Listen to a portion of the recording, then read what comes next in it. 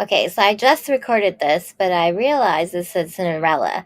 I put Lion King, but I don't know what happened, so take two. All right. Okay, so Lion King, here it is.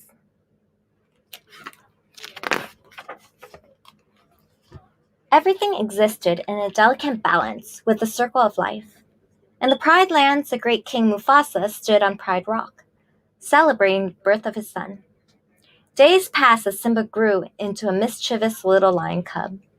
One day his father took him to the top of Pride Rock and explained to him the circle of life.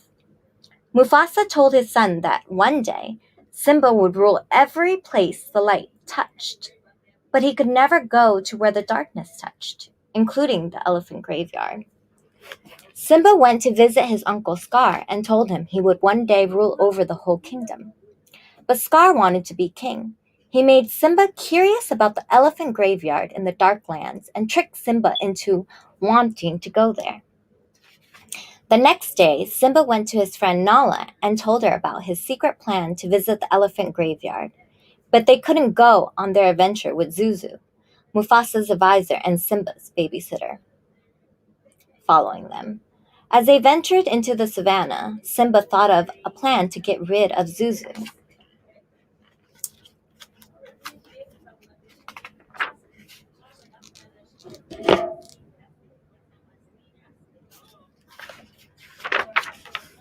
Simba and Nala managed to escape from Zuzu and ran into the elephant graveyard. At first, the graveyard was a great adventure, but it quickly became a nightmare. Hyenas chased after them, yipping and biting. Nala and Simba ran in fear from one danger to the next, but just as they all seemed lost, Mufasa let out a great roar and came to their rescue. While Nala returned to the Pride with Zuzu, Mufasa called Simba to his side. Mufasa told Simba that he was disappointed Simba had not listened to him. Mufasa told Simba that he was scared to lose him and that he would always bravely fight to protect him.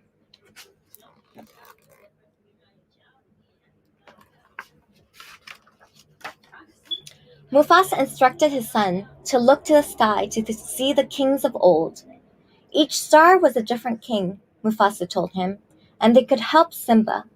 Whenever you feel alone, just remember that those kings will always be there to guide you, and so will I.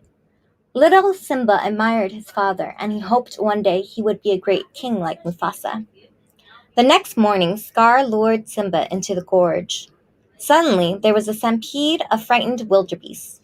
Simba was in danger. Scar alerted Mufasa, who ran to his rescue. Little Simba clung to a tree branch. Mufasa yelled, "Hold on, Simba!"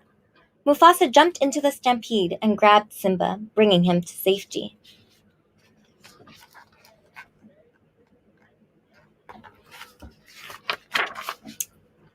As Mufasa tried to escape from the stampede himself, he called to his brother, Scar, to help him climb into safety. Scar cruelly let Mufasa fall into the stampede. Simba looked on in horror.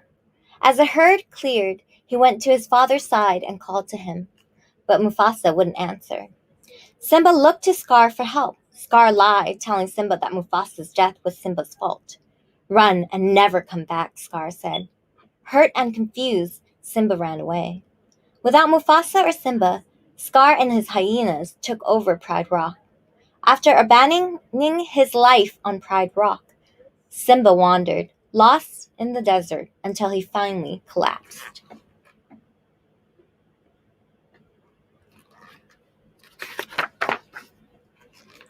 Simba awoke in a strange jungle.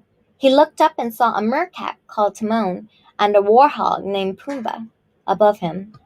Simba was afraid, but Pumbaa's kindness and Timon's laughter made him feel at home.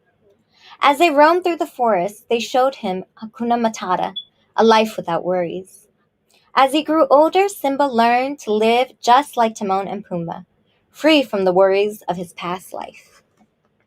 Hakuna Matata, ain't no passing phrase. Hakuna Matata. One day, as Simba, Timon, and Pumbaa led their Akuna Matata lifestyle, danger approached. A great lioness stalked Pumbaa, ready to pounce. Pumbaa screeched and ran, but Simba came to his rescue. As Simba and the lioness fought, he realized she was his childhood friend, Nala. As they reunited and shared their lives, they remembered their feelings for each other and knew it was true love.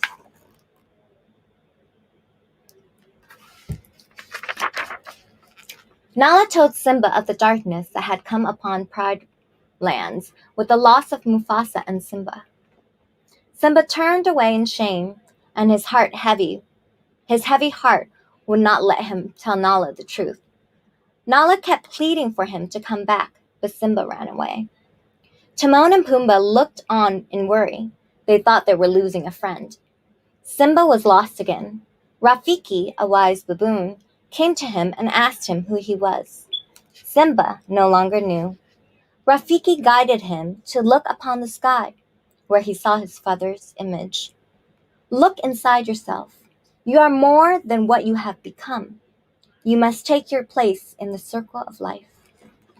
Simba knew that to honor his father, he had to be the great king he was meant to be. He would return to his home in the Pride Lands. Then Simba, Nala, Timon, and Pumbaa went back to the Pride Lands to overthrow Scar.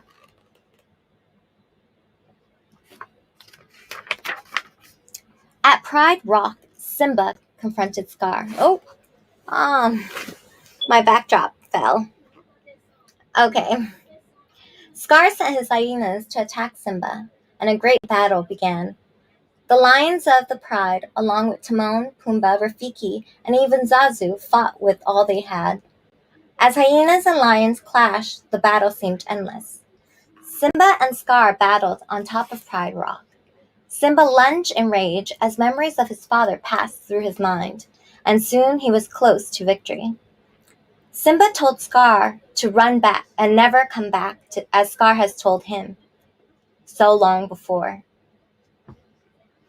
Good had finally won. Finally, Simba stood as king of the Pride Lands and let out a mighty roar. Afterward, Simba and Nala found happiness together, and soon the animals celebrated the birth of a new cub as a new circle of life began.